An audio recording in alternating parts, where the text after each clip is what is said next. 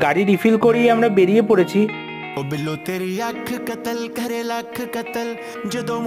চলে এসেছি ভিআইপির পাশের এই বলরাম মল্লিকের দোকানে। ওদের স্পেশাল সরভাজাটা নেব। ওদের সরভাজাটা মোটামুটি ভালোই, কিন্তু ভেতরের স্টাফিংটা আমরা খাই না, ওটাকে ফেলে দিই। সরভাজা নেওয়ার আগে দাদা একটা টেস্ট করছে, আর আমি নিয়ে নিয়েছি বেকড মিহিদানা। তারপরে ওদের রাবড়িটা দাদা ট্রাই করছে, আমিও একটু ট্রাই করলাম রাবড়িটা, মোটামুটি ভালোই রাবড়িটা। সায়নদার জন্য নিয়ে নিচ্ছি সরভাজা, তো সেটা খাচ্ছে, আর বাড়ির জন্য প্যাক করানো হয়েছে সরভাজা। ওখান থেকে বেরিয়ে এখন আমরা যাচ্ছি ইকো পার্কে। ইকো পার্কে সন্ধ্যাবেলা বেশ ভালোই লাগে, দেখো কতটা মনোরম পরিবেশ, এখানে বসে সময় কাটানোর জন্য বেশ ভালো। ঘুরতে ঘুরতে দেখি রাস্তা দিয়ে ট্রেন চলছে,